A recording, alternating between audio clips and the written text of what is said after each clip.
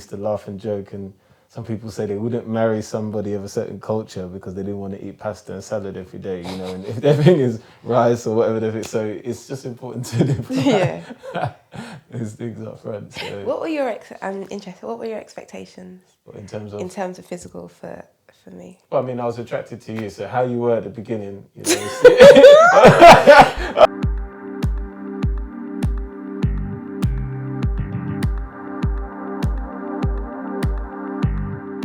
Welcome back to our channel. Stephanie and Levi here. Welcome, welcome.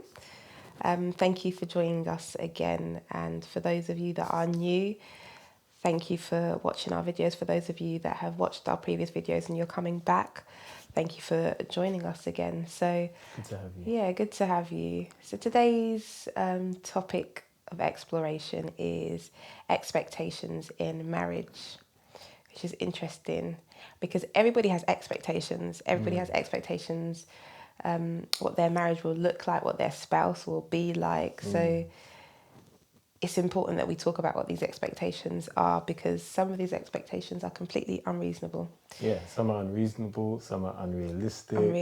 And some are realistic but weren't discussed or defined up front. Yeah. And then you hear people use these terms like, you should just know, or you should have known, or you know me, when you didn't talk about it. Yeah. And one of the three things that you often hear that cause marriage to fail is infidelity, financial issues, and this thing called communication. And I guess you could say this one, expectations in marriage, is highly linked to communication, defining things up front. This is what I expect. So the first area that we want to touch on was physical. Yeah. Not to be carnal, but physical covers a lot of things. It covers appearance, how you look. Are you expecting your wife to be a size 6 or size 8? Is that realistic? Are you expecting the guy to have a 6-pack? Do you expect each other to go to the gym and exercise? But not just that, but also the food that you eat. You know, I remember I used to laugh and joke, and some people say they wouldn't marry somebody of a certain culture because they didn't want to eat pasta and salad every day, you know, and if their thing is rice or whatever, so it's just important to define those things up front. So. What were your I'm interested. What were your expectations in terms of physical for me? Well, I mean, I was attracted to you, so how you were at the beginning, you know. I see you. And let me just explain. Let me tell you what I was at the beginning. So when we got married, I was between a size 6 and a size 8. So I was fairly small. Yeah. And as you know, when you get married, you pour a little bit. Then you have children, so you get a bit more. Pour a little bit more. So what was realistic at age 23 may not be realistic at age 33. I'm 32. Yeah, so we're almost 10 years on. 10 years, almost 10 years on, exactly. So just defining those, I mean, you know, like Steph, I've probably put on a little bit of weight since I got married. We're actually both actively trying to address that. Yes. But we have to be realistic. But is that an important part to you? Because when you're married, you know, things that you must be attracted to the person, and it's important to present yourself well around the home. A lot of people spend a lot of time putting lots of effort into dating and looking good when you're going out and stuff. But the moment they get married, it's just like, you know, and they just stop putting the effort in. And that's important. You hear couples talk about, you know, I'm presenting myself for you, but you don't make any effort. You don't get shaped up. I hear you saying you haven't got any hair to get shaped up, but you know, you don't get shaped up. You don't make an effort. You don't do your nails. You know, it's important, both men and women, to define what's important to you guys up front. When you're at home, you know, how do you want each other to be looking? What's appealing to you, and that you don't, you know, particularly when you have children. You don't just put everything into your children and your work and your job and then just kind of like roll into, okay, here I am now. So the expectations, but also what you eat. I knew I was marrying somebody of Ghanaian descent. I knew that, you know, she wasn't going to be cooking Caribbean food all the time, and I was good with that. I don't think I've really, maybe once or twice, like if I have colds, I like to have Caribbean soup, you know, with yam and dasheen and cassava. I think sometimes I've said, you know, if I'm not well, I'd like you to make a soup for me. And I have. And you have, yeah. And you've also called my dad around, which is really good actually, to teach you how to do it. But generally, I don't think I would say to you, I want this type of food, do I? No, I think most of the time, maybe because of your body type, most of the time you'll be asking for like healthy foods, so lots of lighter veg. food, and there's health issues. And Yeah, health issues, exactly. But that I guess that also comes into consideration when you're thinking about if you want your wife or your spouse to look a certain way. Yeah. Actually, what's in the bloodline? Like, is her mum a certain way? Because if her mum is a size 12, and you want and you know, or not even size 12, if her mum's a size 20, and you want her to be a size 8, then let's be realistic. It's not gonna happen. Unless she just took all of her daddy's genes, or unless she was just doing some diet, some crazy diet. In many areas, like if you want to see what your spouse to be will be like, just look at the same gender version of them. Look at the parents. Yeah, it's true. Yeah. So I think, for us, there were some health considerations why I didn't want to. Like, I didn't always want to eat rice, and I don't eat a lot of rice now.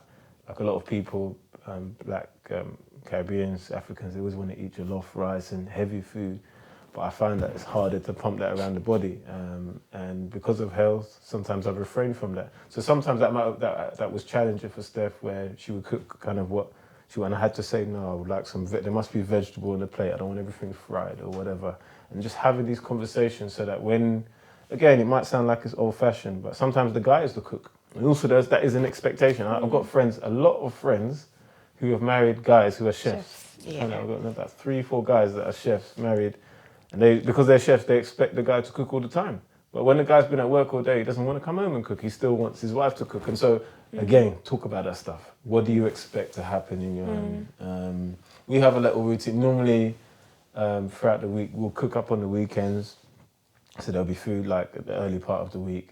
And then my wife works part-time, so she would normally cook the meals during the latter part of the week. And then I might cook meat on the weekends. Like, I stick to my lane. I'm not very good at cooking anything. Lamb, chicken. Oxtail on occasion. Yeah, on occasion. No curry goat. But I just do what I do. And don't but you do it well. You do it well. And so, just define that. Anything else on that? No, that's it. So I think let's talk about emotions. What your what my expectations were emotionally. That's the word. Yeah, it's interesting. Like, what are you gonna say? Because you learn a lot about each other, not in the good times, but in the bad times. So like when I'm unwell or when you're unwell, sick, like the way we would deal with that is different. So if you were unwell, like you had the flu or you just bedridden, you couldn't move, I had to learn quickly. You would want somebody nearby. And to be waited on. You want like to be served, bring her a hot drink, tell you okay, cuddles, because that's her love language. It was although love languages change, it was touch. It was that's what you want. Whereas for me, if I'm not feeling well, I want to be left alone. Like I don't want. Are you okay? I don't want somebody petting me or like pray for me. That's fine. Pray in for the bedroom and leave me alone. Like don't come and disturb me. And like I just need to recover. Like you nagging me or talking to me. And so it's different. And so again. What do you expect to happen when you're not feeling well? What are your expectations like?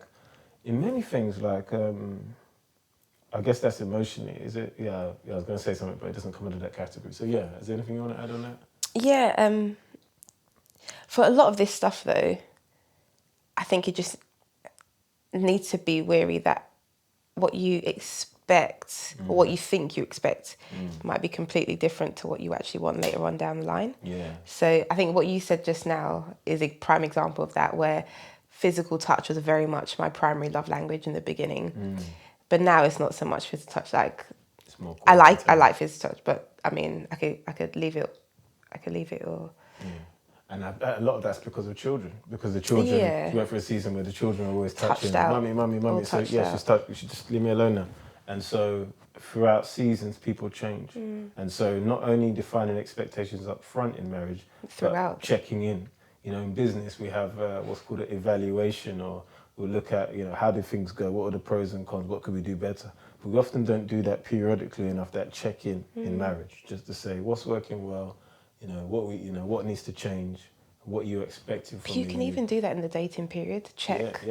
Check in on each other. How are we going? How's this dating period going for you? Are your expectations still what you said they were? Has anything changed for you? Do you still like it when I buy you flowers, or you prefer that I buy you chocolates? Like, what are your expectations? It's true, yeah. So, spiritual. So, This is an important one because in some homes, often what you hear, the Christian perspective is that the husband would lead things. The husband would lead the wife in prayers, or the husband would lead all. But I've seen some marriages where the wife is more spiritually mature than the husband, or that's their area and they're more comfortable.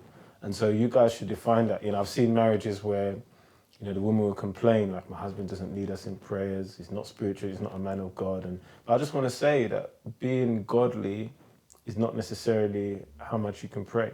I know some very successful marriages where the wife is an elder in the church and the husband's just what you call a layman, he's an usher. But his version of being a man of God or being a good man is just by being there, being consistent, taking the kids to football training, making sure that he's just there. And there's something about being consistent for a man. And so we should define that up front, who do you expect to be leading that? If you've grown up in a home where where your dad was always leading that, and then, you come into a home where actually the person you marry doesn't want to do that, or they don't see that as their area. Biblically, when you understand the Bible and you unpack it, it is the man that should lead biblically. But sometimes there are some slight nuances there, or you might take it in turns, or people. Remember, in a previous video, I mentioned that I know somebody who got married, and for the first 10 years, they had to allow their husband to grow into that role. And so it's just defining that, how often. Yeah, I was going to say, in establishing your giftings as well, it's your gift to teach. Yeah.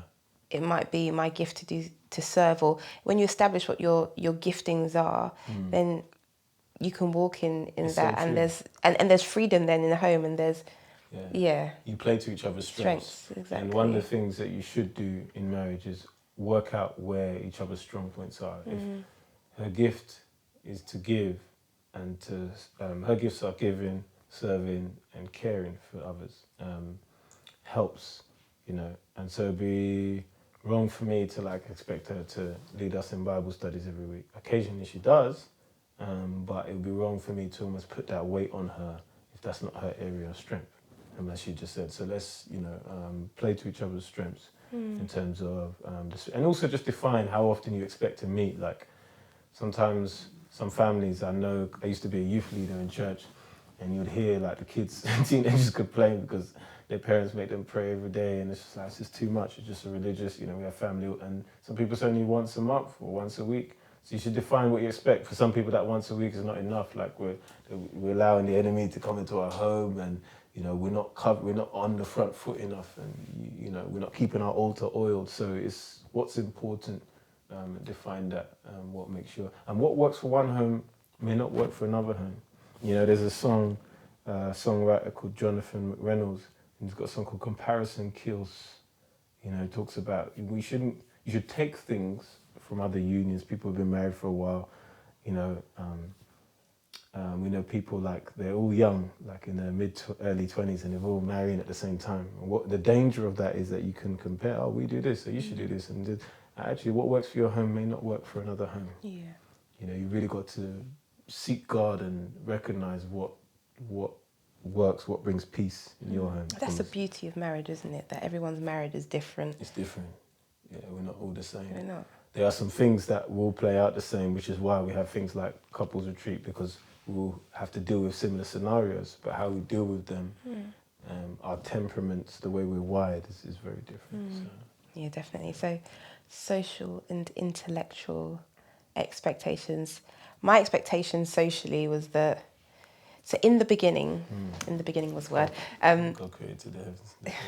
That's our daughter's favourite scripture. In the beginning, God created. But in the beginning, when we were dating, we would go out to the cinema, we would do all that kind of social stuff. And so we both, even though it wasn't something that you particularly overly enjoyed, we both kind of expected that would just continue in marriage. And actually it did particularly in the first year. So we had a social budget. So every, was it a week? Or was it a month? Every month we put aside some money. Like £40 for our social activities. No, more than that. Yeah, I know it was more than that, but I don't want to go, it's too much detail, but yeah, it was a fairly decent amount of money for our social activities, and that would be restaurant trips, movies, whatever it might be, bowling, whatever we decided to do. and we would do something like once a week as a social break from our day-to-day lives, and that was amazing.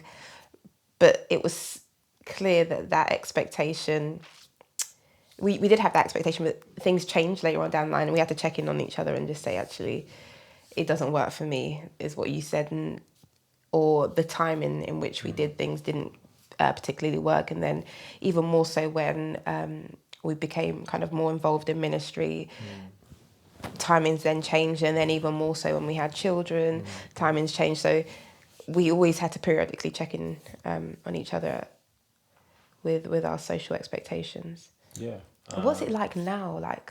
Well, it's interesting because we still, like, recently, 2 weekends ago, we went to With friends. Oxford, didn't we, with some friends, which is great. So it's like we find time probably at least once or twice a month, and I think it's important that we don't just get caught up in doing stuff for the kids, doing just church stuff, individual stuff, work. But when we have that social, it just gives you a chance to, just breathe and let your lack of hair down, and just enjoy yourself, which I think is important. But Intellectual though, we didn't say. Yeah. So what? I was just going to say, with intellectual, what are expectations? I don't think we defined expectations for the intellectual side anyway, but looking back on it, it was important to me that I had I used to really enjoy reading novels. I still do, but I just don't have the time for it.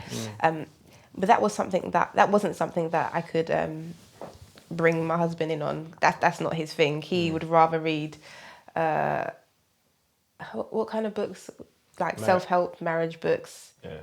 Those are the kind of books that, rather than fiction novels. So I would need to find somebody that I could do that with outside of my marriage, and I think that's really good as well.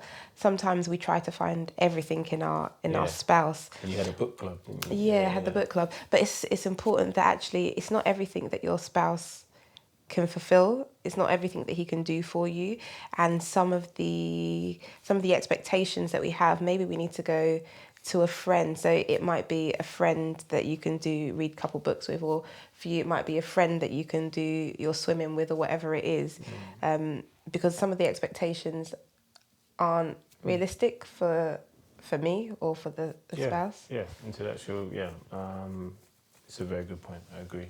And so I think what we're saying really is that biblically there are some roles for a husband and a wife, but there will be some slight nuances that don't necessarily work specifically for you. So discussing those up front is important, but also regularly discussing that when you are married is important, because people change, children will change you, taking on there's like 4 or 5 things that can really change you, like moving house, starting a new job, the loss of a loved one, there's some key things that can have an impact on you. And so just having that constant check-in and communicating about things really is important. Yeah, I think going back to what you just said, in terms of if you know what your role is as a wife, or what your role will be as a wife and as a husband, then that should help shape your expectations, because you won't be expecting something that as a wife you should be given,